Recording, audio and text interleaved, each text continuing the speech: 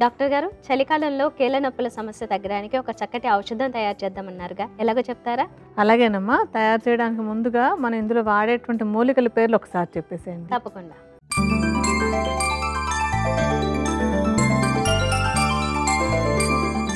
చలికాలంలో కీళ్ళ నొప్పుల సమస్యను తగ్గించే ఔషధం తయారీకి కావలసిన మూలికలు: శుద్ధ గుగ్గులు, వావిలాకుల చూర్ణం, అశ్వగంధ, దుంపరాష్ట్రం. కావలసిన మూలికలు చూసాం కదా, ఇక తయారీ విధానం డాక్టర్ గారిని అడిగి తెలుసుకుందాం. డాక్టర్ గారు, మరి తయారీ విధానం చెప్తారా ఇప్పుడు? అలాగేనమ్మా. మనం ఒక బౌల్ తీసుకుని ఆ బౌల్లోకి కావాల్సిన మూలికలన్నీ పెట్టుకుందాం. ఆ మూలికల గురించి చెప్పుకునే లోపు కొంచెం స్టవ్ వెలిగించి నీళ్లు వేడి చేసుకుందాం.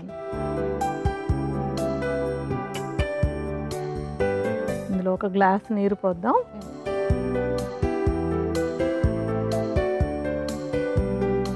మనం ఇందులో వేసుకునే మొట్టమొదటి మూలిక శుద్ధ గుగ్గులు. అంటే గుగ్గులు మనకి రూపంలో దొరుకుతుంది. అంటే అది చెట్టు నుంచి కారేటువంటి రెజిన్ అంటారు, ఒక జిగురు లాంటి పదార్థం. దాన్ని శుద్ధి చేసుకుని ఇందులో ఒక ఔషధంగా వాడాలి. ఆ శుద్ధి చేసినటువంటి గుగ్గులు చూర్ణాన్ని ఒక 50 గ్రాముల పరిమాణంలో విడిగా వేసి పెట్టుకోండి. మీకు చూపించడం కోసమని మేము కొద్దిగా గుగ్గుల చూర్ణం విడిగా పెడతాం. మనం ఈ గుగ్గుల చూర్ణాన్ని ఒక బౌల్లో వేసుకుందాము.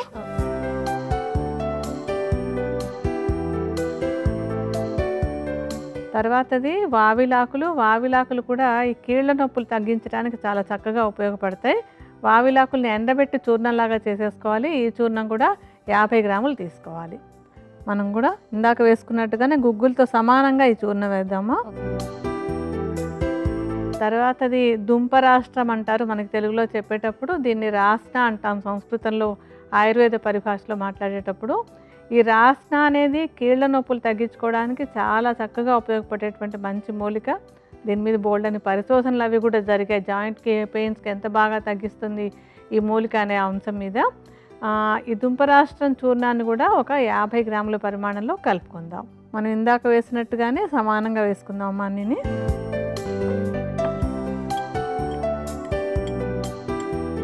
ఇంకా మనం ఇందులో ఆఖరిగా వేసుకునేటువంటి మూలిక అశ్వగంధ. అశ్వగంధ ఒక మంచి రసాయనం అని మనం చాలాసార్లు చెప్పుకుంటూ ఉంటాం కదా. ఈ అశ్వగంధని 25 గ్రాముల పరిమాణంలో తీసుకోండి.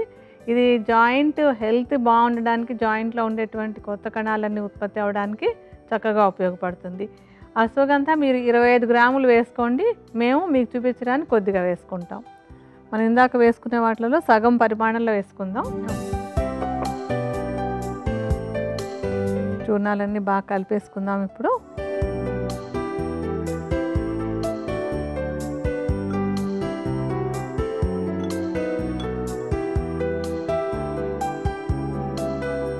ఏంటంటే ఈ చూర్ణాలన్నీ కలిపేసి ఒక సీసాలో పోసి పెట్టుంచుకోవాలి.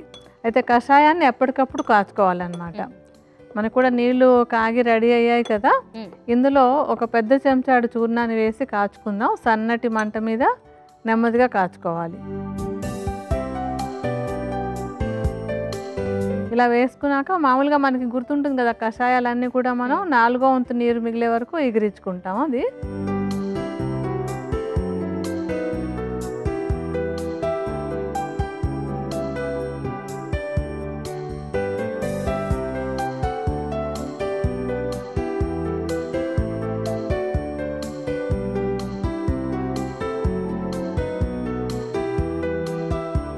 బాగా మరిగి 4వ వంతు మిగిలింది కదమ్మా.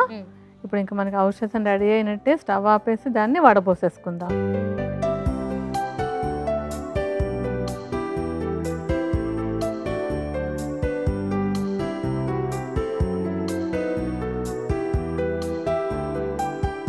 ఇప్పుడు ఈ చలికాలంలో కీళ్ళ నొప్పులు తగ్గడానికి ఉపయోగించేటువంటి ఔషధం ఎంత వేసుకోవాలో ఆ డోస్ కూడా మనం రెడీ చేసేసాము.